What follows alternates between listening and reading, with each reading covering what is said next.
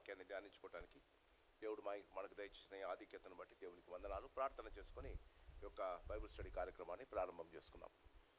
మమ్మల్ని మిక్కిలిగా ప్రేమిస్తున్న మా పరలోకపు తండ్రి, మరి యొక్క సాయంకాలం నీ సన్నిధిలో మేము చేరి నీ యొక్క వాక్యాన్ని ధ్యానించుకోవడానికి మీరు మాకు ఇచ్చిన ఈ ఆధిక్యతను బట్టి నీకు వందనాలు, స్తోత్రాలు చెల్లిస్తుంటున్నాం. మా ప్రభా, మీరు మా దేవుడుగా, రక్షకుడుగా, రాజుగా ఉండి మమ్మను మా జీవితాలను పరిపాలిస్తూ మమ్మల్ని నడిపిస్తూ మా జీవిత దినాలు ఒక్కొక్క దినాన్ని గడుపుకోవడానికి ఇస్తున్న కృపను బట్టి నీకు వందనాలు. ఇది కేవలం నీ ఉచితమైన కృపాన్ని మేము తెలుసుకొని మా ప్రభా మరి ఎక్కువగా నిన్ను గురించి మా ప్రభా మేము తెలుసుకోవడానికి ఇష్టపడటానికి మాకు మంచి మనసులను దయచేస్తున్నందుకు నీకు వందనాలు. ఉదయకాలం నుంచి జరిగిన సేవా పరిచర్యలలో కానీ మరి పరిపాలనలో కానీ మా ప్రయాణంలో కానీ మా ప్రయాస మా యొక్క పరిచయం అంతట్లో మీ తోడు సాయం మాకు దయచేసి ఈ సాయంకాలం సంఘానికి మీరు దయచేసిన మంగళవారం మా బైబిల్ స్టడీ కార్యక్రమంలోకి మమ్మల్ని నడిపించినందుకు మీకు వందనాలు. మా ప్రభా మరి ఉదయకాలం నుంచి ఆయా రీతిగా ఉదయం బయటకు వెళ్ళి ఎగ్జామ్స్ రాసి మరి ఉద్యోగాలు తీసుకొని తిరిగి వారి స్కూళ్ళకు అటెండ్ అయ్యి తిరిగి వారి ఇంట్లోకి వచ్చారు. మీరైతే మరి మా అందరినీ మీరు దీవించి ఆశీర్వదించి మాకు ఇచ్చిన ప్రతి విధమైన మేలు బట్టి వందనాలు. ఆయా రీతిగా ఆయా స్థలాల్లో ఉన్న మా పేరు కూడా మీరు జ్ఞాపకం వారిని వారికి ఉన్న సమస్తాన్ని మీరు దీవిస్తున్న విధానం బట్టి నీకు వందనాలు. సంఘాన్ని మా ప్రభా మీరు ప్రేమించారు, దీవించారు. మరి మా తండ్రి వృత్తాంత గ్రంథంలో మరి మా నాయన మరి ఎన్నో విషయాలను మీరు మాకు తెలియజేస్తున్నారు. నీ యందు భయభక్తులు గల వారిలో నీ యందు మా ప్రభా నీ యొక్క మాటలలో మా నమ్మకం వచ్చిన వారిని మీరు ఎలా ఆదుకున్నారు, వారు చేసిన పొరపాట్లకు మీరు ఎలా గద్దించారో మేము తెలుసుకొని మా ప్రభా మేము కూడా మా జీవితాలను సరిచేసుకొని నీ వాక్యానుసారంగా జీవించగలిగిన కృప మాకు దయచేయండి. ఈ సాయంకాల సమయంలో మరొకసారి వచ్చిన వారిని వింటున్న వారిని దీవించి ఆశీర్వదించి కొద్దిపాటి సమయంలో నీ యొక్క వాక్యాన్ని మేము ధ్యానించి మా ప్రభా ఆ వాక్యంలోని పారమార్థిక సత్యాలను మేము చూసి నేర్చుకొని అన్వయించుకొని మా జీవితాల్లో మేలు పొందగలగడానికి నీ సహాయం మాకు దయచేయమని మా ప్రభా సాయంకాలపు దీవెనలో ఆశీర్వాదాలు మాకు దయచేయమని యేసు నామమున అడిగి వేడుకుంటున్నాం మా పరమ తండ్రి, ఆమేన్. దినవృత్తాంతముల గ్రంథం 20వ అధ్యాయము. దినవృత్తాంతముల గ్రంథం 20వ అధ్యాయము మొదటి నుండి చివరి దాకా చదువుకుందాం. దినవృత్తాంతముల గ్రంథం 20వ అధ్యాయము మొదటి నుంచి చివరి దాకా.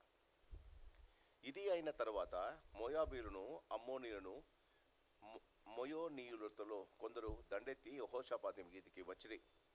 అంతలో కొందరు వచ్చి సముద్రము అవలనుండు సిరియనుల దండు తట్టు నుండి గొప్ప సైన్యం ఒకటి నీ మీదికి వచ్చుచున్నది, చిత్తగించుము, వారు హససోన్ తామారు అను ఎన్గేదిలో ఉన్నారని యెహోషాపాతుకి తెలియజేసిరి. అందుకు యెహోషాపాతు భయపడి యెహోవా యొద్ద విచారించుటకు మనస్సు నిలుపుకొని యూదా అంతటా ఉపవాస దినము ఆచరింపవలని చాటింపగా యూదా వారు యెహోవా వలన సహాయమును వేడుకొనుటకై కూడుకొనిరి. యెహోవా యొద్ద విచారించుట ఈ దేశపు కాపురస్తులతో తోలివేసి నీ స్నేహితుడైన అబ్రాహాము యొక్క సంతతికి దీనిని శాశ్వతంగా ఇచ్చిన దేవుడము నీవే. వారు అందులో నివాసము చేసి కీడైనను యుద్ధమైనను తీర్పైనను తెగులైనను కరువైనను మా మీదికి వచ్చినప్పుడు మేము ఈ మందిరము ఎదుటను నీ ఎదుటను నిలబడి మా శ్రమలో నీకు మొరపెట్టిన ఎడల నీవు ఆలకించి మమ్మను రక్షించుచుందమని అనుకుని ఇచ్చట నీ నామ ఘనత కొరకు ఈ పరిశుద్ధ స్థలమును కట్టించిరి. నీ పేరు ఈ మందిరమునకు పెట్టబడను కదా. ఇశ్రాయేలు ఐగుప్తులో నుండి వచ్చినప్పుడు నీవు వారిని అమ్మోయులతోనూ మోయాబీలతోనూ షేయిరు మన్యవాసులతోనూ యుద్ధము చేయనీయలేదు కనుక ఇశ్రాయేలు వారిని నిర్మూలన చేయక వారి యుద్ధ నుండి తొలగిపోయిరి. మేము స్వతంత్రించుకున్న వారిని నీవు మాకిచ్చిన నీ స్వాస్థ్యముల నుండి మమ్మను తోలివేటకై వారు బయలుదేరి వచ్చి మాకెట్టి ప్రత్యుపకారము చేయుచున్నారో దృష్టించుము. మా దేవా, నీవు వారికి తీర్పు తీర్చవా? మా మీదికి వచ్చు ఈ గొప్ప సైన్యముతో యుద్ధము చేయట మాకు శక్తి చాలదు, ఏమి చేయటకు మాకు తోచదు, నీవే మాకు దిక్కు అని ప్రార్థన చేశాను. యూదా వారందరూ తమ శిశువులతోనూ భార్యలతోనూ పిల్లలతోనూ యెహోవా సన్నిధిని నిలవబడిరి. అప్పుడు మత్తన్యాకు పుట్టిన యెహీయేలు కుమారుడైన బెనాయాకు జననమైన జకర్యా కుమారుడకు ఆసాపు సంతతి వాడును లేవీయుడకు యహజీయేలు సమాజంలో ఉండెను. యెహోవా ఆత్మ అతని మీదికి రాగా అతడు ఇలాగూ ప్రకటించడు, యూదావారలారా, యెరూషలేము కాపురస్తులారా, యెహోషాపాతు రాజా, మీరందరూ ఆలకించుడి. యెహోవా సెలవిచ్చినదేమనగా, ఈ గొప్ప సైన్యమునకు మీరు భయపడకుడి, జడయకుడి. ఈ యుద్ధము మీరు కాదు, దేవుడే జరిగించును. రేపు వారి మీదికి పోవుడు. వారు జీజు అను ఎక్కుడు మార్గమున వచ్చెదరు.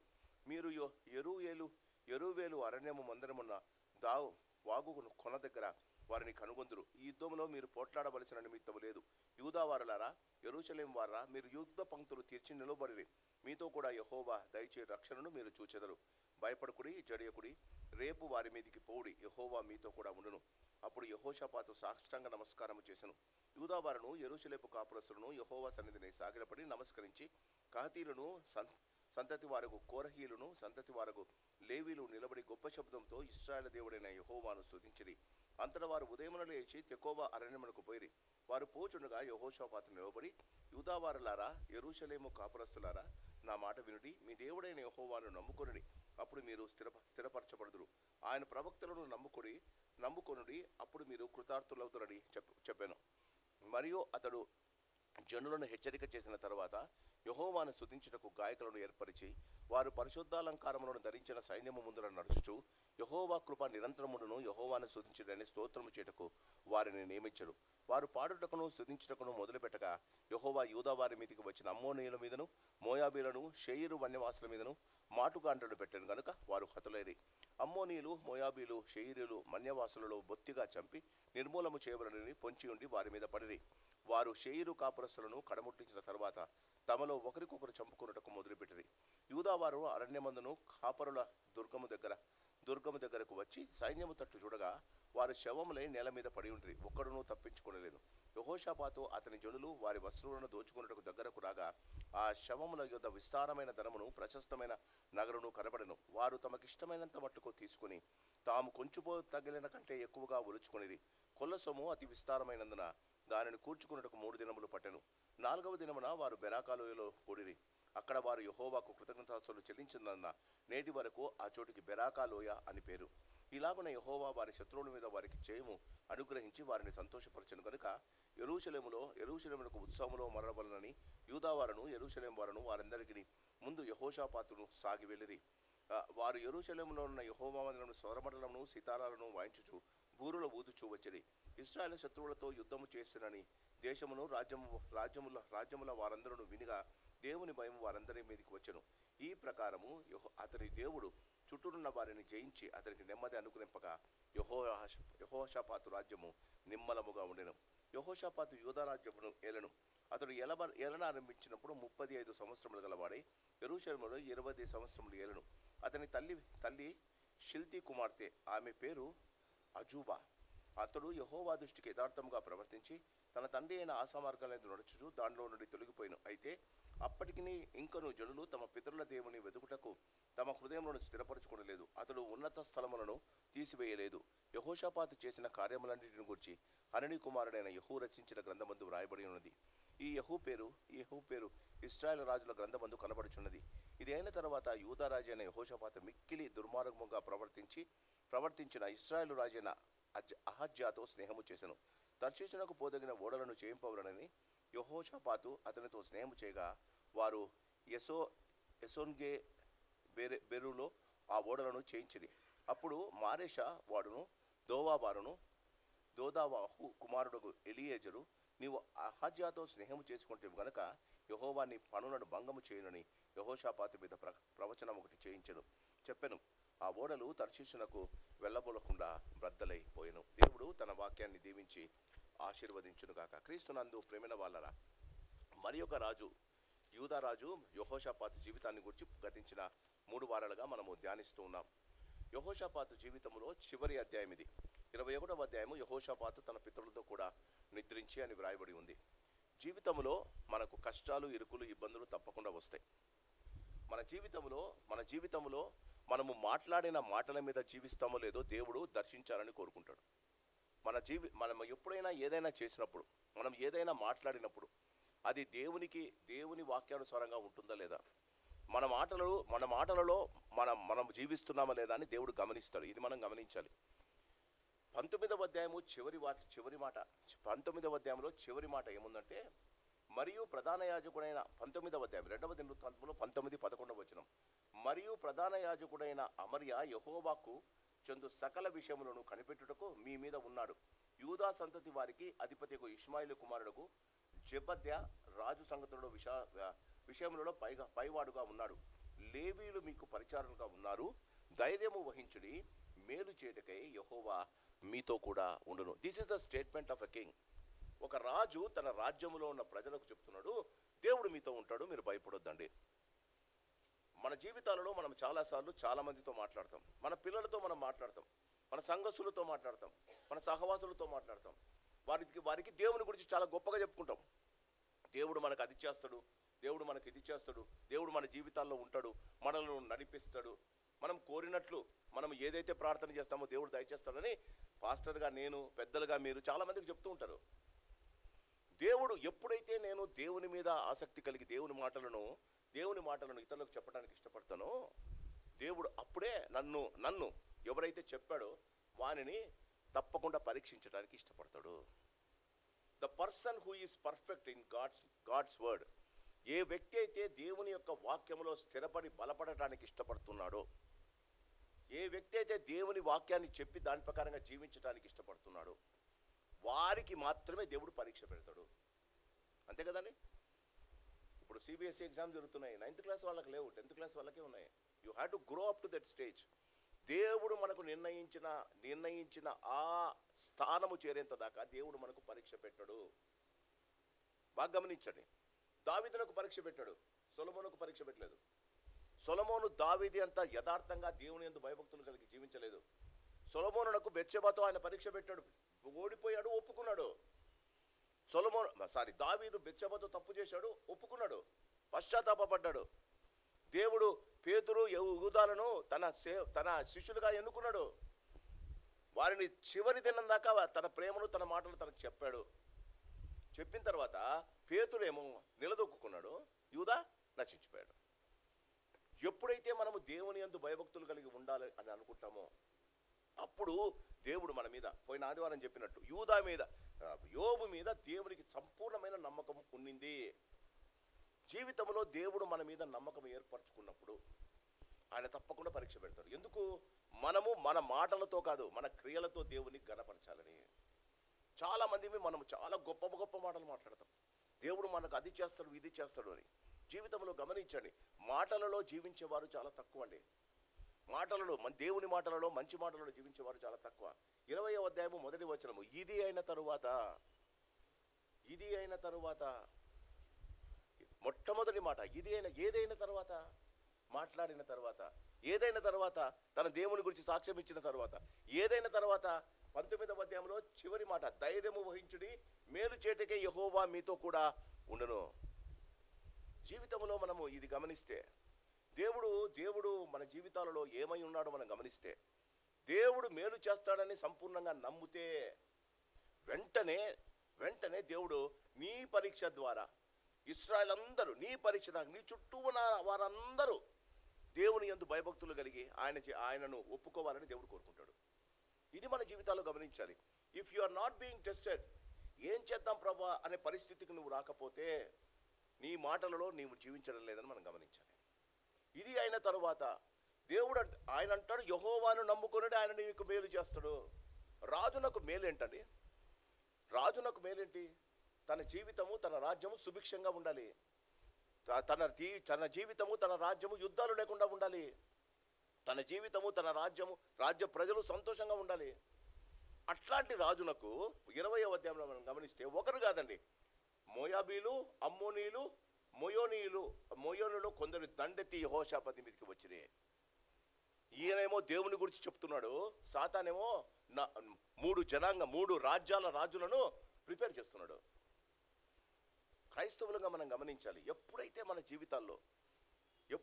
జీవితం దేవుని కొరకు జీవించాలని ఇష్టపడతామో మన జీవితాల్లో చాలా జాగ్రత్తగా దేవుని వాక్య ప్రకారంగా జీవించడానికి మనం ఇష్టపడాలి. చూడండి, ఎప్పుడైతే వారు వచ్చారో అంతలో కొందరు వచ్చి సముద్రం అవతల ఆవల నుండి సిరియల తట్టు గొప్ప సైన్యం ఒకటి నీ మీదికి వచ్చుచున్నారు, చిత్తగించుము, వారు హససోన్ తామారు అను ఎన్గేదిలో ఉన్నారని యెహోషాపాతుకు తెలియజేసిరి. ఇంతగా దేవుని గురించి మాట్లాడినవాడు భయపడతాడా? ఇంతగా దేవుని గురించి మాట్లాడినవాడు బాధపడతాడా? ఇంతగా దేవుని గురించి అందరినీ ప్రోత్సహించిన వాడు భయపడి ఏడుస్తాడా? క్రీస్తునందు ప్రేమైన వాళ్ళరా, ఆపద అవసరత ఉన్న సమయంలో దేవుడంటే భయభక్తులు కలిగిన నాయకులు, విశ్వాసులు దేవుని వైపు తిరిగి, బాగా వినాలి, దేవుని వైపు తిరిగి ఆయన మీదే ఆధారపడ్డాం ముఖ్యమని ఈ అధ్యాయం మనకు తెలియజేస్తుంది. When you are in trouble, we speak so much about our God. దేవుడు అచ్చేస్తాడు, ఇచ్చేస్తాడు, సత్యం చెప్తాడు, ఆయన అన్యాయం చేయడం అసమం అని మాట్లాడతాం. మనము అన్యాయం చేయడం అసమం అని ఒక 364 రోజులు మాట్లాడి 365వ రోజు దేవుడు ఏంది ఇలా చేశాడు అనుకోండి, మన విశ్వాసం జీరో. మన జీవితాల్లో ఎందుకు మనం ఓడిపోతున్నాం, ఎందుకు మన గెలుపు దూరం అవుతుంది? ఈ అధ్యాయంలో చూడండి, ముందు 19వ అధ్యాయంలో మేలు చేయటగా యెహోవా మీతో కూడా ఉండును, అంటే ప్రజలతో కాదండి, తనతో కూడా ఉంటాడని తెలుసు. When I speak about God, I should know him much better, that he is closer to me rather than the people who are listening to me. వింటున్న ప్రజల కన్నా ప్రకటించే వానికి దేవుడు దగ్గర ఉండాలి. అలాంటి పరిస్థితి. మనం ఇంట్లో పిల్లలకు మంచి మాటలు చెప్తాం, మంచి ఇలా చేయొద్దు అలా చేయొద్దు అని చెప్తాం, కానీ ఆ మంచికి చెప్పే నీవు ఆ మంచికి ఇంకా దగ్గరగా ఉండాలా, దాన్ని ఇంకా పాటించడానికి ఆలోచించాలా. మనమేమో మన ఇష్టానుసారం జీవించుకుంటూ పిల్లలు మనం చాలా మంచి వాళ్ళు కావాలి, గొప్ప కావాలి అంటే ఎలాగవుతుందండి? When I am living in it, నేను దాంట్లో జీవిస్తుంటే, ఏ విషయాన్ని గురించి నేను ఆలోచించి జీవిస్తున్నానో ఆ విషయాన్ని మీద నేను నా కాన్సన్ట్రేషన్ చేస్తే, చూడండి, అందుకు యెహోషాపాతు భయపడి యెహోవా యొద్ద విచారించడం మనస్సులో నిలుపుకొని. ఇంకొక రాజు ఉన్నాడు, ముందు రాజు ఆసా ఉన్నాడు. కొట్లాటకు వచ్చినప్పుడు వేరే రాజు దగ్గరికి పోయి యెరూషలేము డబ్బులన్నీ ఇచ్చేసి ఆ రాజుతో స్నేహం చేసుకుంటాడు. మన జీవితంలో భయం అన్నది మనము దేవుని మీద ఆనుకున్నప్పుడు మనకు భయము లేకపోతే ఆందోళన లేదని కాదు. దేవుడి పరీక్షలో మొట్టమొదట దేవుడు నన్ను చూసేది, నాకు ఆపద వచ్చినప్పుడు, నాకు కష్టం వచ్చినప్పుడు నేను మొట్టమొదట ఎవరిని తలుసుకుంటాను? నేను మొట్టమొదటి ఎవరిని తలుసుకుంటాను? ఆస్తున్నవారు ఆస్తిని తలుచుకుంటారు, పిల్లలు ఉన్నవారు పిల్లల్ని తలుచుకుంటారు, స్నేహితులు ఉన్నవారు స్నేహితులను తలుచుకుంటారు, బంధువులు ఉన్నవారు బంధువులను తలుచుకుంటారు, దేవుడు ఉన్నవాడు దేవుని తలుచుకుంటాడు. యెహోషాపాతుకు తక్కువని కాదండి, రాజ్యం లేక కాదు. మనం ముందు చూసాం, సుమారుగా లక్షల కొద్ది సైన్యం ఉన్నారు. వచ్చిన వారు కొందరే వచ్చారండి, కొందరే తన మీద తిరగబడ్డారు. క్రీస్తునందు ప్రియమైన వాళ్ళరా, ఒక యుద్ధం, సంఘంలో ఒక యుద్ధం జరిగితే, ఎప్పుడు సంఘంలో ఒక యుద్ధం జరుగుతుంది, నాయకుడు, కాపరులు, పెద్దలు ఏం చేయాలి? కరెక్ట్ ఈరోజు దేవుడు కరెక్ట్ వర్డ్ మనకి ఇచ్చాడు. ఏం చేయాలి చూడండి, గమనించండి. అందుకు యెహోషాపాతు భయపడి యెహోవా యొద్ద విచారణ చేయుటకు మనసు నిలుపుకొని యూదా అంతటా, 2వ దినవృత్తాంతం 20వ అధ్యాయం, యూదా అందంతటా ఉపవాస దినము ఆచరింపవాలని చాటింపగా. Did we do it at any time? జీవితంలో ఇంత కష్టపడుతున్నాం కదా, ఇంత దేవుని గురించి ఆలోచిస్తున్నాం కదా, దేవుడు మనకు అన్యాయం చేస్తున్నాడు, దేవుడు మన మాట వినడం లేదని అనుకుంటున్నాం కదా. ఈరోజు కోర్టు నుంచి వచ్చినప్పుడు నేను ఆలోచించా, ఇంటికి వచ్చిన తర్వాత ఇదే చదివాను 10 సార్లు. దేవుని కొరకు ఏదైనా చేశామా మనం? దేవుడు మన కొరకు ఏమైనా చేయడానికి? దేవుని కొరకు ఒకరోజు పని చేసే, ఇంట్లో వంట చేసే సమయాన్ని దేవుని మందిరంలో మనం గడిపామా? ఒక మీల్ దేవుని కొరకు వదిలేసుకున్నామా? ఒక్క మీల్. యూదా వారందరి ఎదుట ఉపవాస దినము చాటించిరి.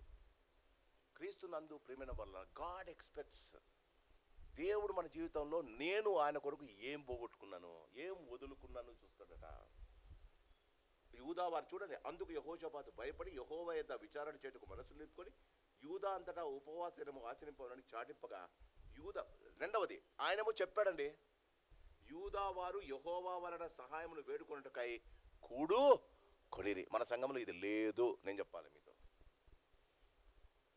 ఎందుకు దేవుడు మనకు డిలే చేస్తున్నాడు? ఎందుకు దేవుడు మనకు న్యాయం ఇవ్వడం లేదు? మనము న్యాయం చేస్తే మనము న్యాయంలో జీవిస్తున్నాం, మనకు న్యాయం ఎందుకు దొరకడం లేదు? ఏదో పెద్దలు 3-4 ఎన్నుకుంటాం, వాళ్ళు చూసుకోవాలంతే. తర్వాత సంఘం, ఇప్పుడు యెహోషాపాతు మీదకి యుద్ధానికి వచ్చారండి, రాజు మీదకి యుద్ధానికి వచ్చారు. రాజు మీదకి యుద్ధానికి వస్తే యూదా వారితో ఏం పనండి, ప్రజలతో ఏం పనండి? యూదా వారందరూ ఎందుకంటే చూడండి, యెహోవా యొద్ద విచారణ, 4వ వచనం, యెహోవా యొద్ద విచారణ చేయుటకు యూదా పట్టణములన్నిటిలో నుండి జనులు వచ్చారు. క్రీస్తు నందు ప్రియమైన వాళ్ళరా, మన జీవితాల్లో ఎప్పుడైతే మనం ఇది చేస్తామో ఎట్లా వచ్చారండి? 13వ వచనం ఒకసారి చూడండి. యూదా వారందరూ తమ శిష్యులతోనూ భార్యలతోనూ పిల్లలతోనూ, అది సార్ మన జీవితంలో ఇది ఉంటేనే మనకు న్యాయం జరుగుతుంది. You have to understand this. మొదటిది, మన జీవితంలో దేవుని యొక్క క్షేమము, దేవుని యొక్క న్యాయము మనకు దొరకాలి. దేవుడు మన పక్షమున యుద్ధం చేయాలి. దేవుని పక్షాన యుద్ధం చేయడానికి మన జీవితాలలో ఎప్పుడైనా అనుకుంటే సంఘము, నేను అంటున్నది సంఘం, ఇంటిలో ఒక ప్రాబ్లం వచ్చినప్పుడు, ఒక ఇంటిలో ప్రాబ్లం వచ్చినప్పుడు ఆ ఇంటిలోని యజమాని, భర్త, భార్య, పిల్లలు కూర్చొని ఒక్కరోజు ఉపవాసం ఉండి దేవుణ్ణి వేడుకోవటానికి అందరూ కూడుకుంటే, ఐ టెల్ యూ, జీవితంలో ఎప్పుడు మనకు కష్టాలు, ఇరుకులు, ఇబ్బందులు భయపడం, రావని కాదు, భయపడం. పిల్లలతో సహా వచ్చి ఏమంటాడంటే అక్కడ 13వ వచనంలో, వారు శిశువులు అంటే నేను కామెంటరీలో చూస్తే పాలు తాగే పిల్లలు, శిశువులతోనూ భార్యలతోనూ పిల్లలతోనూ, అంటే పాలు దాగి నుంచి పెద్దల పిల్లలు కుటుంబాల వారిగా వచ్చారట దేవుని సన్నిధానానికి. ఎందుకు? ఫాస్టింగ్ ఉండడానికి. క్రీస్తునందు ప్రేమైన వాళ్ళరా, ఎందుకు ఈ యొక్క అధ్యాయం మనకు జీవితంలో పెట్టాడు దేవుడు? ఎందుకు ఈ అధ్యాయం ఈరోజు మనకు దేవుడు చూపిస్తున్నాడు? We should not blame God, we should not blame the జడ్జెస్ను కానీ, లేకపోతే దేవుని కానీ, లేకపోతే లేకపోతే మన తరపున మాట్లాడుతున్న లాయర్ది కాదండి ప్రాబ్లము. ఇది యెహోవా విజయం. ఇది సంఘములో యెహోవా కొరకు మనము జయించాలి. యెహోవా కొరకు జయించాలంటే యెహోవా పేరు పట్టుకున్న ప్రజలు చేయవలసిన పనులు ఇవి. మొదట నిలుపుకున్నారు, యెహోవా మీద ఆలోచన చేయడానికి నిలుపుకున్నారు. రెండవది ఉపవాస దినం పాటించి అందరూ యెహోవాని చూడండి, యెహోవా యొద్ద విచారణ చేయటక. యెహోవా యొద్ద ఏం చేస్తారు విచారణ? యుద్ధానికి వచ్చారు, ఏం ప్రార్థన చేయాలి? యెహోవా యొద్ద ఏం ప్రార్థన చేయాలి? వారు యుద్ధానికి వచ్చారు. యుద్ధంలో ఒకే ఒకటి కదా, ప్రభువా ఇంతమంది నా మీదకి వస్తున్నారు, వాళ్ళను చంపే, ఇదే కదా నాకు కావాల్సిందే. వారు యెహోవా యొద్ద విచారణ చేయడానికి. డిఎల్ మూడీ కామెంటరీలో ఏమంటాడంటే, they went and ask God what is wrong in me. ప్రభువా నా జీవితంలో ఏమి తప్పుందయ్యా, వాళ్ళు నా మీదకి వస్తున్నారు. అది విచారణ. యెహోవా యొద్ద విచారణ అంటే ఎప్పుడు చంపుతావు వాళ్ళని కాదు, ఎప్పుడు నన్ను అక్కడికి పంపిస్తామని కాదు, ఎప్పుడు నాకు మంచి చేస్తామని కాదు. నా జీవితంలో ఏది కొరతగా ఉంది చూపుచ్చు, దానివల్ల నీవు నాకు విజయం ఇవ్వాలి. యెహోవా యొద్ద విచారణ చేయుటకు యూదా పట్టణంలన్నింటిలోని జనులు వచ్చిరి. యెహోషాపాతు యెహోవా మందిరంలో కొత్త శాల యొద్ద సమాజముగా కూడిన యూదా యెరూషలేముల జనుల మధ్య నిలబడి ప్రార్థన చేశాడు. క్రీస్తునందు ప్రేమైన వాళ్ళరా, తరచుగా దేవుని బిడ్డలు, తరచుగా బైబిల్లో మనం చూస్తే దేవుని బిడ్డలు కొన్ని సందర్భాల్లో ఏమి చేయాలో తోచని పరిస్థితిలో ఉన్నారు. మన జీవితాల్లో కూడా మనకు ఉన్నాయి. కొన్నిసార్లు మనం డౌట్ వచ్చి ఏం చేద్దాం, మన పిల్లలు ఏంటి, నా కథ ఏంటి అని మనం ఆలోచిస్తాము.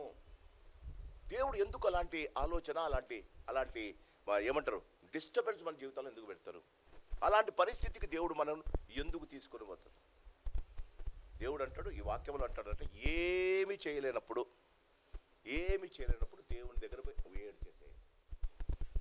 ఏమి చేయలేనప్పుడు దేవుని దగ్గర పోయి ఏడు చేసే. భర్త అంటాడు, 10 మంది పిల్లల కంటే నేను గొప్పని కదా అంటాడు హన్నాతో కదా. 10 మంది కుమారుల కంటే నేను గొప్పవని కదా. సమూయేలు మొదటి అధ్యాయంలో. రెండవ భార్య వచ్చి ఆమెను సతాయిస్తుంది. ఈసారి గుడికి పోయినప్పుడు నన్ను వదిలేయనింది భర్తతో, నన్ను వదిలే, నీకు చెప్పి వేస్ట్, నేను ఒక ఆయన దగ్గర పోయి ఏడ్చుకుంటా. ఆమె స్థలము అంటే ఆ రోజు డోర్స్ వేసేయాలని వచ్చినప్పుడు ఏలికి ఆమె అప్పుడు కనిపించింది, పొద్దునొచ్చింది. మన జీవితంలో ఏమి చేయలేని పరిస్థితుల్లో చేయగలిగింది ఒకటే, ఆయనకు ఆదాల దగ్గర పడడం. మరియా కూడా అదే చేస్తుంది. యోహాను సువార్త 11వ అధ్యాయంలో. క్రీస్తునందు ప్రేమైన వాళ్ళరా, ఆయన ఒక పని చేస్తారు, ఆయన ఒక మాట చూడండి, మా పితరుల దేవ, నీవు ఆకాశమందు దేవుడివై ఉన్నాడు. ఇదంతా దేవుడు చేసిన విషయాలు. నీ జనులైన ఇశ్రాయేలు యోధుల నుండి ఈ దేశపు కాపురస్తులను తోసివేసి నీ స్నేహితులైన 7వ వచనం అబ్రహాము యొక్క సంతతికి దేవుని శాశ్వతంగా నిచ్చిన మా దేవుడము నీవే.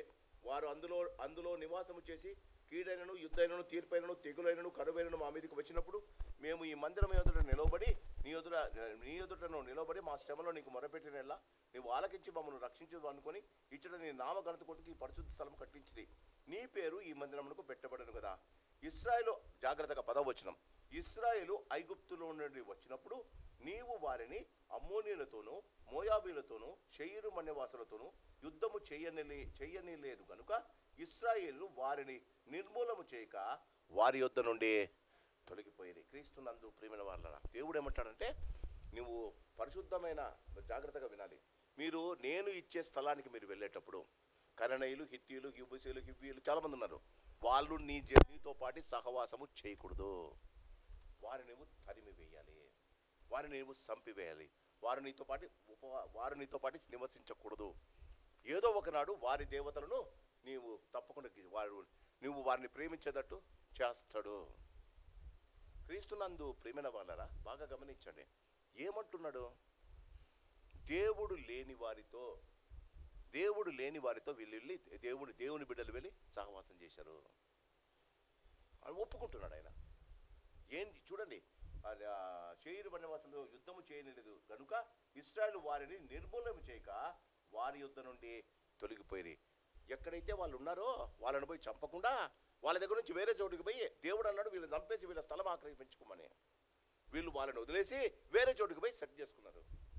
మన పరిస్థితి అదే కదా. క్రీస్తునందు ప్రేమ వాళ్ళని గమనించండి. ఇప్పుడు ఆయన దీన్ని ఒప్పుకుంటున్నాడు. ప్రభువా చూడండి, మేము స్వతంత్రించుకొనవలన నీవు మాకిచ్చిన నీ స్వాస్థ్యములో నుండి మమ్మల్ని తోలివేటకై వాళ్ళు బయలుదేరి వచ్చారు. ఎవరికైతే మేము ప్రామినెన్స్ ఇచ్చామో, ఎవరినైతే మాతో పాటు వాడు దేవుని బిడ్డలు కాదని తెలిసి, వారు విశ్వాసులు కాదని తెలిసి, వారు లోకస్తులని తెలిసి, వారు దేవుణ్ణి అమ్ముకుంటున్నారని తెలిసి వారితో మనం సహవాసం చేశాం, వారిని తోలివేలా. ఇప్పుడు వారు వచ్చి మమ్మల్ని తోలిస్తున్నారా? ఎవరిదండి తప్పు? కొరింథీయుల పత్రికలో చాలా క్లియర్గా ఉంటుంది, విశ్వాసి అవిశ్వాసులతో పాలెక్కడిది, క్రీస్తుకు బెలియాలతో ఏమి పొత్తు. మన జీవితాలలో మన అపజయానికి, మన డిలేకు కారణం ఏంటో మనం తెలుసుకోకుండా మనం ఎంత ప్రార్థన చేసినా మనకు దొరకదండి. క్రీస్తునందు ప్రేమ ఆయన అంటాడు, మేము వారిని చంపాలని నువ్వు చెప్తే చంపకుండా వారిని వదిలేసి పక్కన పోయి డేరాలేసుకున్నాము. దేవుడు అప్పుడే చెప్తాడు, యెహోషువతో అప్పుడే చెప్తాడు, వారు మీకు పల్లెములలాగా తయారవుతారు, వారు మీ పిల్లలను చంపేస్తారు, బొత్తిగా నిర్మూలన చేయమన్నాడు. సౌలు రాజు బొత్తిగా నిర్మూలన చేయాలంటే బలిసిన వాటిని తెచ్చుకున్నాడు. అపవాది ఎప్పుడు మన జీవితంలో దేవుని కార్యము చేయడానికి అడ్డం చెప్పదు. జాగ్రత్తగా వినాలి ఈ మాట. అపవాది మన జీవితంలో దేవుని కార్యములు చేయడానికి అడ్డం చెప్పదు, కానీ సంపూర్ణంగా చేయనీదు. Half done work is undone only. అపవాది మన జీవితంలో దేవుని కార్యం చేయడం, పో గుడికి పో, ప్రార్థన చేసుకో, పాటలు పాడు, ప్రసంగం చేయి, డబ్బులు అన్నీ చేయి, కానీ సంపూర్ణంగా దేవుని మాటకు నువ్వు లోబడొద్దు. అపవాది దేవుని కార్యాలకు అడ్డు చెప్పదు, కానీ సంపూర్ణంగా చేయలేదు. సంపూర్ణమైన విధేయత. God wants 100% dedication towards him. క్రీస్తునందు ప్రేమైన వాళ్ళరా 11వ వచనం, మేము స్వతంత్రించుకున్న నీవు మాకు ఇచ్చిన స్వాస్థ్యంలో నుండి మమ్మల్ని తోసివేటకే వారు బయలుదేరి మాకెట్టి కార్యములు చేయుచున్నారో దృష్టించుము. మా దేవా, నీవు వారికి తీర్పు తీర్చవా? మా మీదికి వచ్చి ఈ గొప్ప సైన్యంతో యుద్ధం చేయటకు మాకు శక్తి చాలదు, ఏమీ చేయటకు మాకు తోచదు, నీవే మా దిక్కు అని ప్రార్థన చేశాను. మొదట తను చేసిన తప్పును ఒప్పుకున్నాడు. తరిమైన వాళ్ళతో తరమలేదు మా వాళ్ళు. ఆయన చేసిన తప్పు కాదు, పితరులు చేసిన తప్పది. తరిమేయాల అవిశ్వాసులతో, లేకపోతే దేవుని బిడ్డలు కాకుండా అన్యులతో సాంగత్యం చేయకూడదు అని అన్నాడు. చేశారు.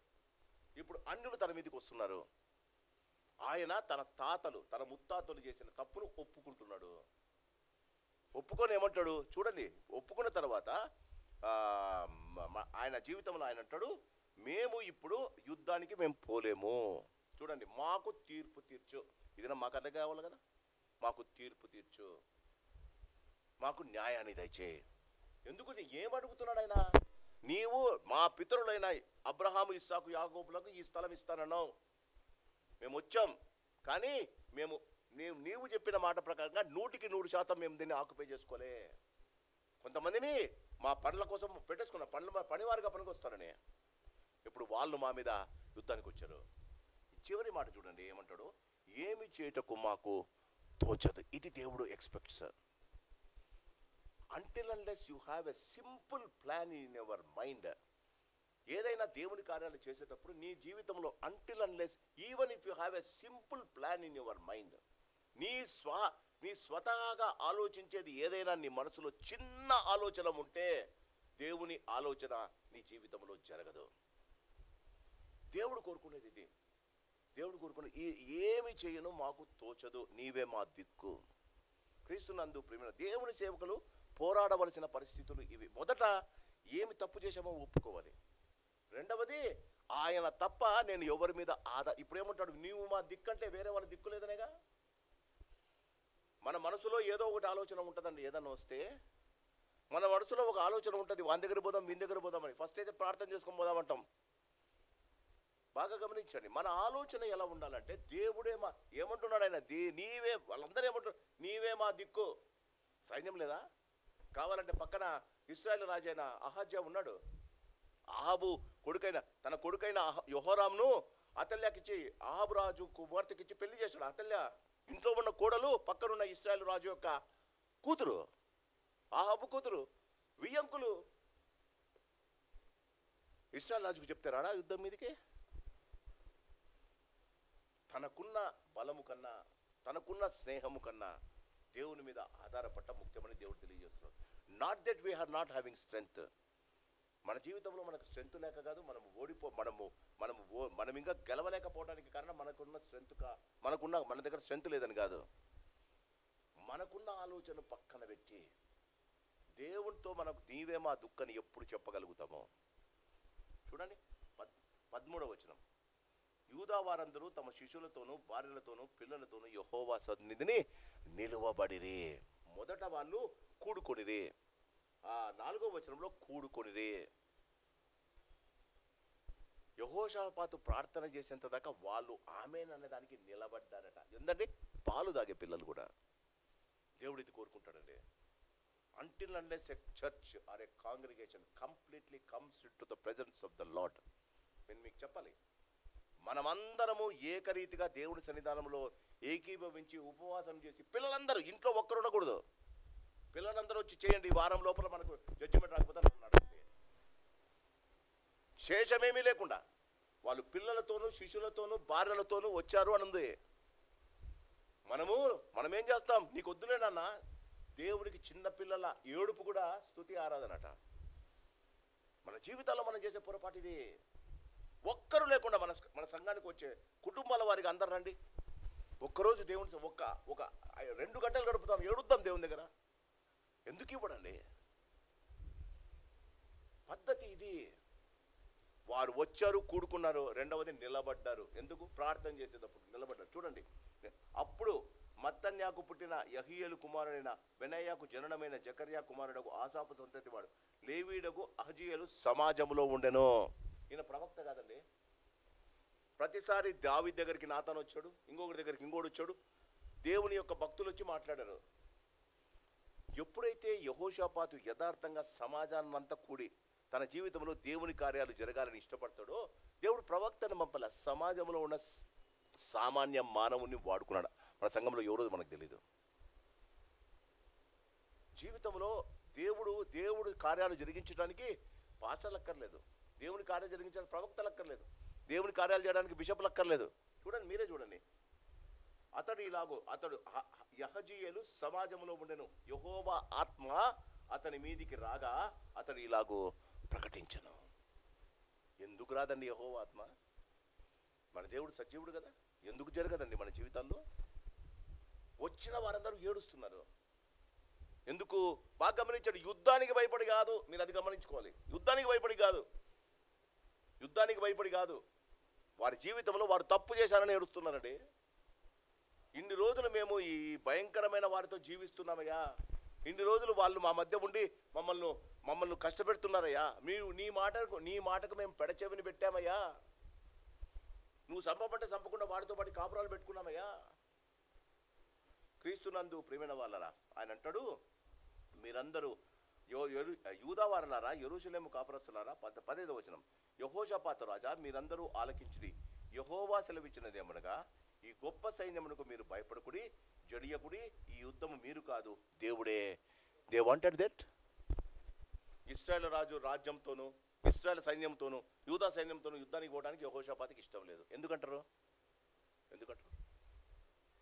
మీరు గమనిస్తే క్రీస్తునందు ప్రియమైన వాళ్ళరా, ఒక్కసారి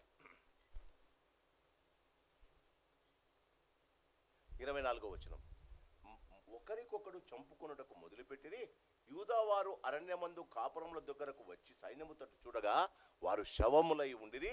తర్వాత మాట అది కథ. వీళ్ళు చేసినట్టే సగం మందిని తప్పించుకోండి. వీళ్ళు చేసినట్టే శేషం కొంచెం మిగిలినది. ఎందుకు యెహోవా దేవుడే యుద్ధం చేయాలన్నాడు? వారి యుద్ధాన్ని యెహోవా చేతిలో ఎందుకు పెట్టారు?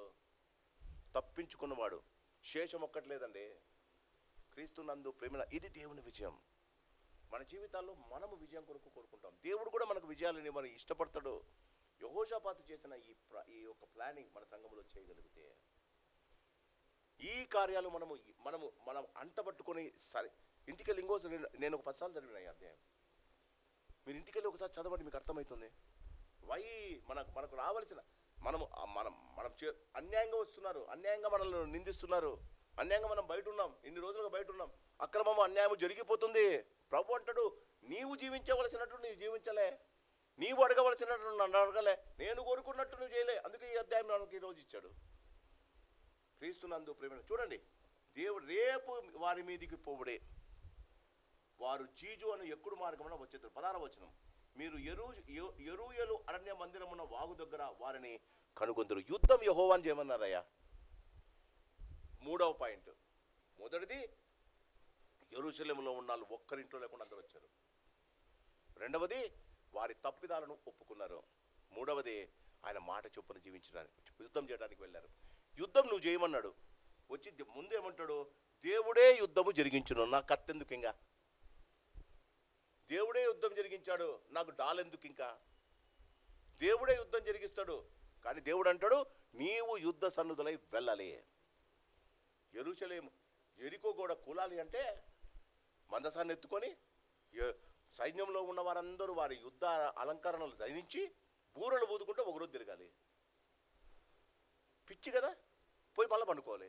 మళ్ళీ వాడు బూరలు ఊడేటప్పుడు నేను అనుకుంటాను, ఆ యెరికో గోడల ముందు నుంచి రాహాబు వాళ్ళ పిల్లలు వాళ్ళు వీళ్ళంతా చూసి పిచ్చినాళ్ళు అనుకున్నారా? దేవుడు అంటాడు, ఈ రోజు మీరు 7 సార్లు తిరగాలి. 7వసారి తిరిగేటప్పుడు ప్రజలందరూ కేకలు వేయాలి. ఏమైందంట? ఒక్క ఇటుక లేకుండా కూలిందట. దేవుని యుద్ధం బాగా గమనించాడు. ఇక్కడ ఒక్కడు బతకకుండా అందరూ నేల కూలిరి, ఒక్క ఇటుక కూడా ఎరుకోకు లేదట. దేవుడు మన యుద్ధము చేయడానికి మనము ప్రిపేర్ కావాలి. It is enough. We have been fighting our battle by your own selfs. మన వ్యక్తిగతంగా మన జీవితాల్లో మన యుద్ధాలు మనమే చేసుకుంటున్నాం. దేవుని యొక్క ఆశీర్వాదం, దేవుని యొక్క సహాయాన్ని మనం కోరుకోవడం లేదని మనం ఒప్పుకోవాలి. క్రీస్తునందు ప్రియమైన వారు చూడండి, ఆయన ఏమంటాడు, ఈ యుద్ధములో 17వ వచనం, మీరు పోట్లాడవలసిన నిమిత్తము లేదు, యూదావారులారా యెరూషలేము మీరు పోరాడొద్దంటాడు. మళ్ళీ యుద్ధ పంక్తులు తీర్చి నిలవబడి, మీతో కూడా యెహోవా దయచేయు రక్షణను మీరు చూచెదరు, భయపడుకుని జడియుకుడి, రేపు వారి మీదికి పోడి యెహోవా మీతో కూడా ఉండును. అప్పుడు యెహోషాపాతు సాష్టాంగ నమస్కారము చేసెను, యూదావారును యెరూషలేము కాపురస్తులు యెహోవా సన్నిధిని సాగిలపడి నమస్కారము చేసరే. కహతీయుల సంతతి వారును కోరహీల సంతతి వారకు లేవీలు నిలబడి గొప్ప శబ్దంతో ఇశ్రాయేలు దేవుడైన యెహోవాను స్తుతించారు. బాగా గమనించండి, ఈ స్తుతి యుద్ధము జరగక ముందు, ఈ స్తుతి విజయము కాకముందు ఏం స్తుతించారు? నాయన మాకు విజయం ఇచ్చామని చెప్పాను. ఎబ్రీయులకు రాసిన పత్రికలో ఉంది, విశ్వాసం అనేది నిరీక్షించు వాటి యొక్క నిజ స్వరూపం. మనం ఏదైతే ఎక్స్పెక్ట్ చేస్తున్నామో అది మనకు వచ్చేసినట్టు మనం అనుకుంటాం. సంఘంలో ఎవరిని అడిగినా ఎప్పుడు గెలుస్తాం, వాళ్ళకు అసలు విజయం వారి కళ్ళలో కనిపించదు. ఎప్పుడు గెలుస్తాం కాదు, నీ విశ్వాసం ఏంటి? విశ్వాసం అన్నది నిరీక్షించు వాటి యొక్క నిజస్వరూపం. ఎట్లా ఊహించుకోవాలి? మనం వెళ్తున్నాం, గడుపుతున్నాం, బయటకు వస్తున్నామని దేవుడు మనల్ని ఊహించుకోమంటే, చాలామంది నన్ను అడిగే ప్రశ్న, ఎప్పుడు పోతామా లేదా? క్రీస్తునందు ప్రేమ వాళ్ళ జాగ్రత్తగా ఉండాలి మనం. చూడండి, కోరహీలు 19వ వచనం, కహతీయులు సంతతి వారు కోరహీలు సంతతి వారు లేవీలు నిలబడి గొప్ప శబ్దంతో ఇశ్రాయేలు దేవుడైన యెహోవాను స్తుతించిరి. యెహోవా అంతటా వారు ఉదయం నుండి లేచి తెకోవ అరణ్యమునకు పోయిరి. వారు పోచుండగా యెహోషాపాతు నిలబడి, యూదావారులారా యెరూషలేము కాపురస్తులారా నా మాట వినుడి, మీ దేవుడైన యెహోవాను నమ్ముకొనుడి. ఇంకోసారి, అప్పుడు మీరు స్థిరపరచబడుదురు, ఆయన ప్రవక్తలను నమ్ముకొనుడి, అప్పుడు మీరు కృతార్థులవుదురని చెప్పాను. ఏమంటాడు? దేవుని నమ్ముకోండి. తర్వాత దేవుడు ఒకరిని లేపినాడు, ప్రవక్త. ఆయన కొన్ని ప్రవచనాలు చెప్పాడు. నన్ను నమ్మొద్దండి. అది నాయకునికి ఉండవలసిన మంచి లక్షణం అది. నన్ను నమ్మొద్దండి, దేవుని నమ్మండి. దేవుని మాటలు చెప్పిన ప్రవక్తను మీరు నమ్మండి. మీరు దేవుని మాటలు నమ్మితే మీరు స్థిరపరచబడతారు. ఆయన ప్రవక్తను నమ్ముకోండి, అప్పుడు మీరు కృతార్థులవుదురు. క్రీస్తునందు ప్రేమైన వల్ల. మరియు అతడు జనులను హెచ్చరిక చేసిన తర్వాత యెహోవాను స్తుతించుటకు గాయకులను ఏర్పరిచి వారి యుద్ధాలంకారములు ధరించి సైన్యము ముందర నడుచుచు యెహోవా కృప నిరంతరముందు ఆయన స్తుతించుటని అని స్తోత్రము చేయటకు వారిని నియమించెను. యుద్ధానికి ముందు సేమ్ ఆ దినం ఎరుకో దగ్గర ఏం జరిగిందో అదే జరుగుతుంది. ఇప్పుడు గుడికి వచ్చి గంట సేపు పాటలు పాడి అర్ధగంట ఏడుస్తే ఇంకొక అర్ధగంట లోపల మనకు విజయం వస్తుంది. మన జీవితంలో మనకు ఆ ఓపిక లేదు. మన జీవితంలో విజయం కావాలని ప్రతి వారికి ఉంది, పాలు పంపులు ఎవ్వరికి లేదు. బాగా గమనించండి. యూదా వారు పిల్లలను, పసిపిల్లలను, శిశువులను తీసుకొని వచ్చి ఎన్ని రోజులు ఉన్నారు వాడ? ఎందుకు? ఎందుకు దేవుడు ఎందుకు ఇలా చేస్తున్నాడు?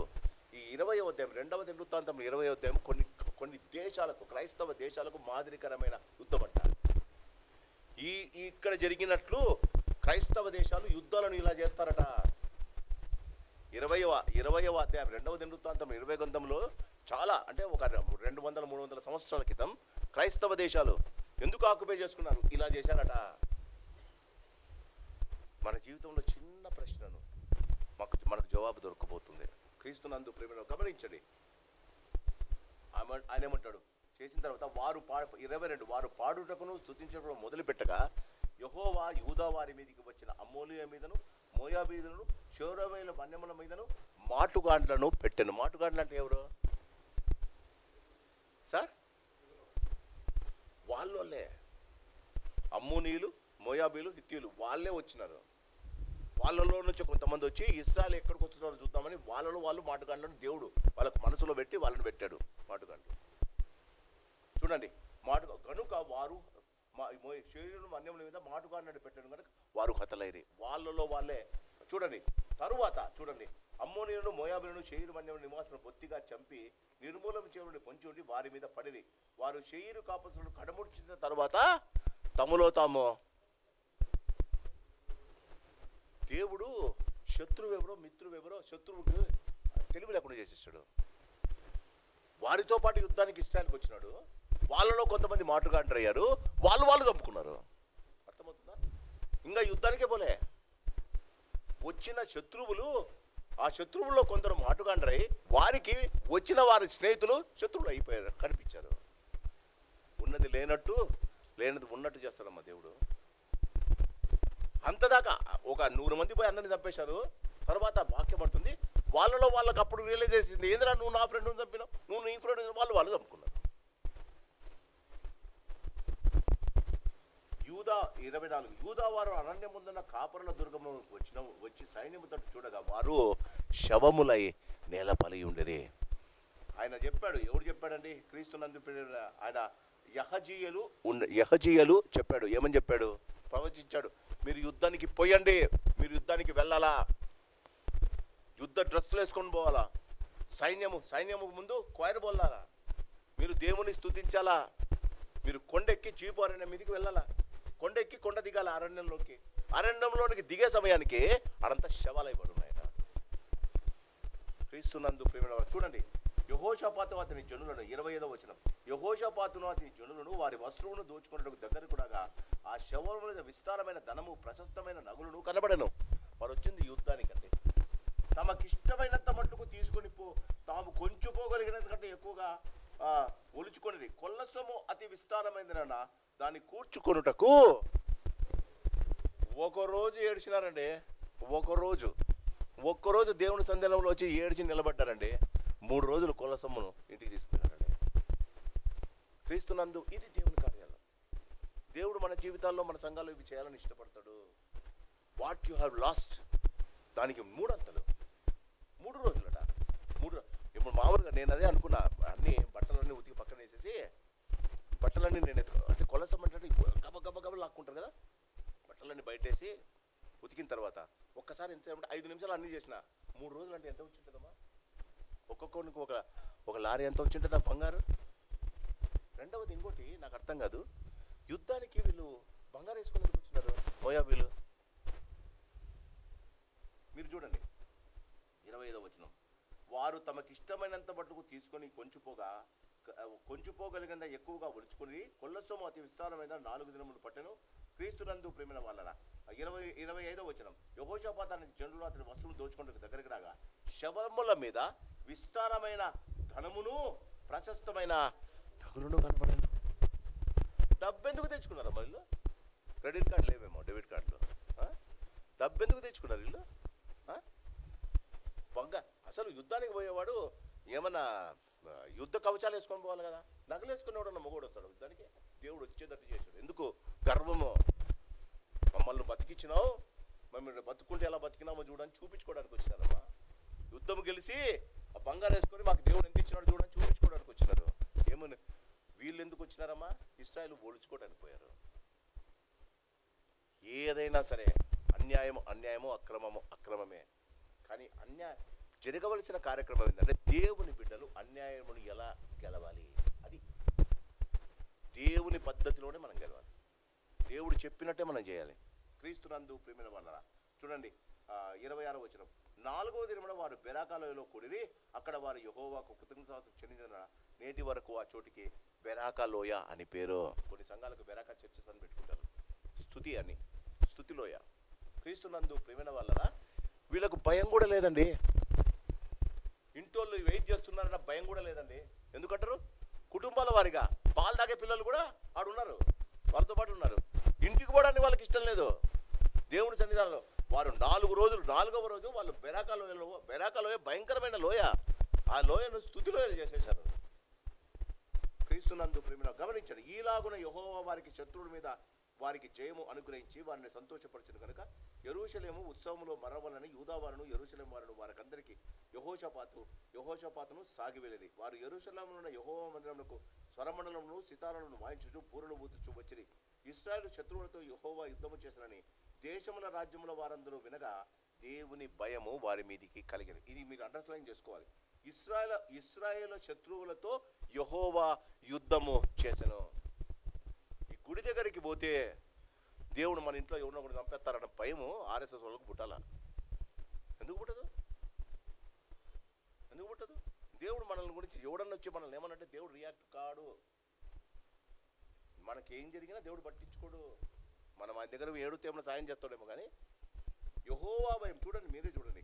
ఇశ్రాయేలుల శత్రువులతో యెహోవా యుద్ధము చేసినని దేశముల రాజ్యముల వారందరూ వినగా యెహోవా భయము వారి మీదికి వచ్చెను. వీళ్ళ భయం కాదు, యెహోషాపాతు భయం కాదు, యెహోవా భయం వారి మీదకి వచ్చింది. అంటే యెహోవా వారి పక్షంలో ఉన్నాడు. మనం వాళ్ళ దగ్గర పోయి యుద్ధం కానీ వాళ్ళతో కానీ కొట్లాట్లు కానీ పెట్టుకోకూడదు. ఈ ప్రకారము అతడు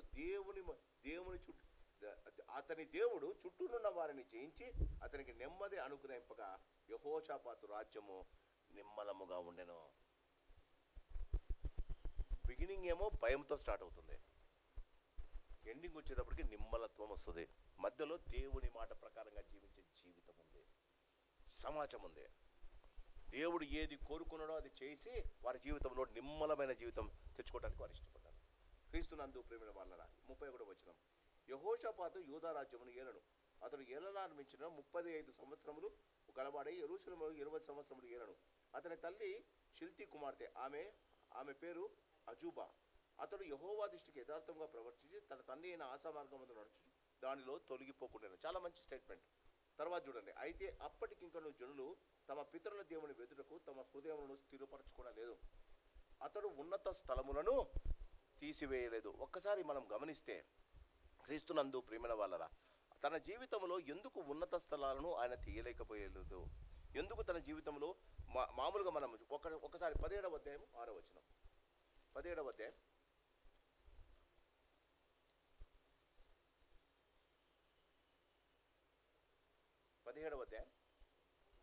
6వ వచనం, యెహోవా మార్గములందు నడుచుకొనుటకు అతడు తన మనస్సును దృఢపరుచుకున్న వాడే ఉన్నత స్థలములను దేవతా స్తంభములను యూదాలో నుండి.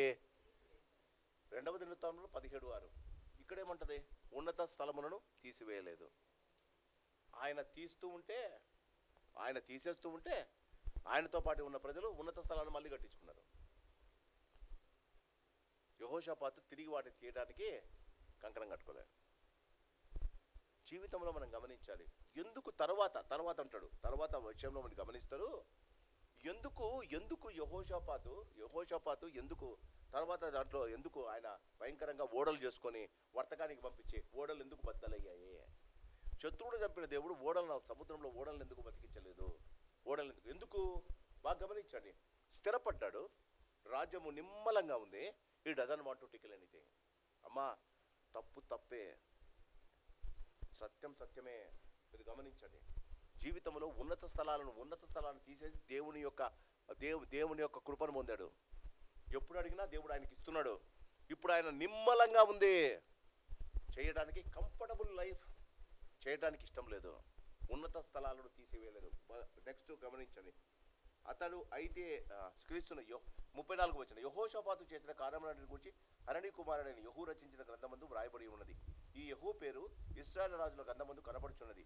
ఇది అయిన తరువాత యూదారాజైన యెహోషాపాతు మిక్కిలి దుర్మార్గముగా ప్రవర్తించిన ఇశ్రాయేలు రాజైన అహజ్యాతో స్నేహము చేసిన. ఎవరండి? ఆహాబు రాజు యొక్క కొడుకు. తన ఇంట్లో అతల్య ఉంది. యెహోరాము తన కుమారుడు, యెహోషాపాతు కుమారుడు యెహోరామును ఆహాబు కుమార్తె అయిన అతల్యాను పెళ్లి చేసుకున్నాడు. మనం ముందు 18వ అధ్యాయంలో చూస్తాం. ఆహాబు చచ్చిపోతాడు. ఒకడు విల్లు కొడితే ఆయనకు వచ్చి తగులుతుంది, ఆయన చచ్చిపోతాడు. ఆహాబు రాజైన అహజ్యా రాజైతాడు. తన ఇంట్లో ఎవరు ఉన్నారండి? అహజ్యా రాజు యొక్క అక్కు ఉంది, అతల్య ఉంది. రాకపోకలు సాధించింది. ఇశ్రాయేలుకు యూదా వారికి రాకపోకలు, బంధువులు కదా. తమ్ముడు రాజయ్యాడండి, పోద్దా? తమ్ముడు రాజయ్యాడు. కానీ భయంకర, చూడండి, బైబిల్ అంటే దుర్మార్గముగా ప్రవర్తించిన ఆహాబు కుమారుడైన అహజ్యా క్రీస్తునందు ప్రేమైన వాళ్ళరా తను రాకపోకలు సాధించాడు. ఫస్ట్ పోయిందేమో తమ్ముడు తీసుకొచ్చింది. మామగారిని ఇంట్రొడ్యూస్ చేద్దాం రాని. మామగారితో మాట్లాడేటప్పుడు అన్నాడు, ఎన్ని రోజులు ఇట్లా ఊరికే ఉంటావు, యుద్ధాలు లేదేం లేవు నీకు, ఓడలు చేసుకొని మన వర్తకాలు వేరే చోటికి పంపించి వేరే కమాడిటీస్ మనం తెప్పించుకుందాం. 35 ఇది అయిన తర్వాత యూదారాజైన యెహోషాపాతు మిక్కిలి దుర్భంగా ప్రవర్తించి ఇశ్రాయేలు అహజ్యాతో స్నేహము చేసెను. తర్షీషునకు పోదగిన ఓడలను చేయింపబడనని యెహోషాపాతు అతనితో స్నేహము చేయగా వారు ఎసెన్గే వేరులో ఆ ఓడలను చేయించరి. బాగా గమనించండి. యుద్ధం వస్తేమో నీవే నాకు దిక్కంటావు. సంపూర్ణంగా దేవుడు నిన్ను బాగా ఆశీర్వదించినప్పుడు నీ ఏం తక్కువైంది? నీవు నాకుండగా లోకములో ఏది ఎక్కర్లేదని చెప్పి చర్చిలో చెప్తాం. ఇంటికి పోతేనే మళ్ళీ మన ప్లాన్ మనం వేసుకుంటాం. క్రీస్తునందు ప్రేమైన వాళ్ళరా దేవుడు మనకు సంపూర్ణమైన విధేయతను కోరుతాడు. దేవుడు మనల్ని ఆశీర్వదించినప్పుడు ఆ ఆశీర్వాదం నీకు ఐశ్వర్యం ఇవ్వాలని, ఆ ఐశ్వర్యం ద్వారా నువ్వు సంతోషించాలని కోరుకుంటాడు. చూడండి, అతడు అహజ్యాతో తర్షీషునకు పోవదగిన ఓడలను చేయింపగా యెహోషాపాతు అతనితో స్నేహము చేయగా వారు ఎసెన్గే వేరులో ఆ ఓడలను చేయించిరి. దేవునితో ఒక్క మాట అడిగినట్లు అక్కడ లేడు. అప్పుడు లేడా దేవుడు? ఇశ్రాయేలు దేశంలో దేవుడు లేడు. ఎందుకంటే ఉన్నత స్థలాలను తీయకపోవడంతోనే దేవుడు అక్కడ నుంచి వెళ్ళిపోయాడు. When God is not honoured in a place, he goes away from it. నువ్వు ఎంతనే ఏడ్చుకొని రాడు. దేవుడు ఒకసారి వెళ్ళిపోయిన తర్వాత ఆయన రాడండి. నీ మనస్సు పరిపరి విధాలుగా వెళ్తుంది. చూడండి, ఇతనికి ఒక బలహీనత ఉంది. యెహోషాపాతుకు ఒక బలహీనత ఉంది. ఏంటో తెలుసా? ఇతర రాజులతో వెయ్యముందేది, ఇతరుల స్నేహం చేసేది. ఎందుకంటారు? స్టేటస్ కోసం. మన జీవితాల్లో కూడా క్రైస్తవేతరులతో వాళ్ళు మనకన్నా గొప్పవారైతే స్నేహం చేయడానికి తహతహలాడతాము. ఏమి తక్కువైంది? ఎక్కడ చేయించాడు? అసలు తర్షీషునకు పోదగిన ఓడలను చేపడు. వారు యెహోషాపాతుతో స్నేహం చేయగా వారు ఎసెన్గే వేరులో ఆ ఓడలను చేయించారు. ఇప్పుడు యుద్ధం దేవుడు గెలిపించినాడు. ఎక్కడైతే వాళ్ళు ఆ యొక్క కొలసమును 3 రోజులు చేసుకుని, దానికి కొంచెం దూరంలో ఉంది స్థలం. దేవుడు చేసిన యుద్ధం, దేవుడు ఇచ్చిన ఆ కొల్ల సొమ్ము మర్చిపోయాడు. ఓడలు చేయించాడు. తన దగ్గర ఉన్న సరుకును, వీళ్ళకి చాలా ఆలివ్ ఆయిల్, మళ్ళీ గ్రేప్స్ చాలా పండుతాయి. పొమగ్రనేట్స్ ఇశ్రాయేలులకు, అవి వేరే దేశానికి పంపించి వేరే దేశం నుంచి వేరేవి కావలసినవి సుగంధ ద్రవ్యాలు అవి తెచ్చుకోవాలనే ఆశ. క్రీస్తునందు వారు మరేషా 37 అప్పుడు మరేషా చూడండి, అప్పుడు మరేషా వాడును దోదావాహు కుమారుడైన ఎలియేజరు, నీవు అహజ్యాతో స్నేహము చేసుకుంటేవి గనుక యెహోవా నీ పనులను భంగము చేయునని యెహోషాపాత ప్రవచనం ఒకటి చెప్పాను. దేవుడు నీకు భంగం చేస్తున్నాడు. దేవుడు నీవు చేస్తున్న ప్లాన్లను ఆయన తిప్పి కొడతాడు. వాక్యం అంటుంది పంపించినాడు అయిన ఓడలో. ఎందుకంటారు? అవతల దేవుడు లేకుండా జీవిస్తున్న అహజ్య స్నేహం చేశాడు కాబట్టి స్నేహితుల కొరకు పంపించాడమ్మ ఓడలు. ఇక్కడ అంటుంది, ఓడలు తర్షీషునకు వెళ్ళజాలకుండా బద్దలైపోయాను. క్రీస్తునందు ప్రేమ నిమ్మలమైన జీవితాలను బద్దలు చేసుకునేది కూడా యెహోషాపాతు చేతిలో ఉంది. మానవునికి ఒక బలహీనత ఉంటుందంట. ప్రతి మానవునికి ఒక బలహీనత ఉంటుందంట. ఆ బలహీనత దేవునికి తెలుసు, సాతానుకు తెలుసు. ఆ యెహోషాపాతుకున్న బలహీనత ఇతర రాజులతో స్నేహం, ఇశ్రాయేల్ రాజులతో స్నేహం. ఆయనకి ఏందో ఇశ్రాయేల్ రాజులు భయంకర దేవుడు వదిలేశారని తెలిసినా వారితో స్నేహం చేయడం ఆయనకి ఇష్టం. కొంతమందికి కొన్ని బలహీనతలు ఉంటాయి. ఆ బలహీనతలే వారి జీవితాలను బ్రద్దలు చేస్తాయి. మన జీవితంలో బలహీనత వచ్చినప్పుడు బలమైన దేవుణ్ణి ఆశ్రయంగా చేసుకుంటే ఆయన పొందిన యెహోషాపాతు పొందిన ఆశీర్వాదం, ఆయన గెలిచిన విధానం మన జీవితంలో జరుగుతుంది. యుద్ధము యెహోవాదే. మన యుద్ధం యెహోవా చేయాలి. ఆయన సామెతలు 22 మొదటి అధ్యాయంలో ఆయన రాజుల హృదయాలను నీటి కాలువల వల్ల తిప్పుతాడు, తన చిత్త వృత్తినట్టు తిప్పుతాడు. జడ్జుల హృదయాలు తిప్పలేడా? మనుషుల హృదయాలను తిప్పలేడా? ఆయన ఒక్కసారి అనుకుంటే చేయడా? 20వ అధ్యాయంలో 3 విషయాలు ఉన్నాయి. ఒకటి, యెహోషాపాతు అందరినీ రమ్మన్నాడు, వచ్చారు. వారు కూడుకొనిరే, సంఘము యూదా వారందరూ కూడుకొనిరే. రెండవది, వారు శిష్యులతో కలిసి దేవుని ప్రార్థించడానికి నిలవబడింది రోజంతా. మూడవది, యుద్ధం యెహోవా చేసి గెలిపిస్తాడన్నా కూడా దేవుడు అన్నాడు, ఎందుకయా నువ్వు చేసేటప్పుడు మేమెందుకు యుద్ధం అనలేదండి. యుద్ధ వస్త్రాలు వేసుకున్నారు, అన్నీ కలుసుకొని ఉంటారు, శిరస్థానం పెట్టుకొని ఉంటారు, కవచం వేసుకొని ఉంటారు, కత్తి పెట్టుకొని ఉంటారు, డాళ్ళు పెట్టుకొని ఉంటారు, అన్నీ పెట్టుకున్నారండి. వారితో పాటే స్తుతించేవారు బూరలు పెట్టుకుని ముందెళ్ళారు. ఫన్నీ కదా. యుద్ధానికి వెళ్ళేటప్పుడు మన జీవితాల్లో ఇవి ఉండాలి. ఎప్పుడైతే వాళ్ళు చేశారో వాళ్ళు వెళ్ళక ముందే ఒకరినొకరు చంపుకున్నారట శత్రువులు.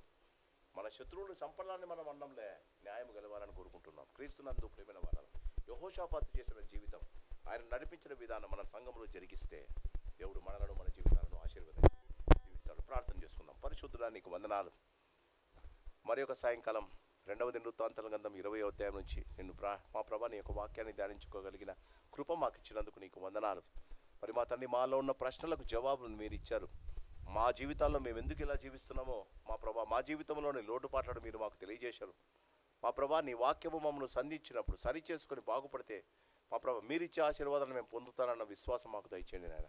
వచ్చిన వారిని దీవించండి, వింటున్న వారిని దీవించండి.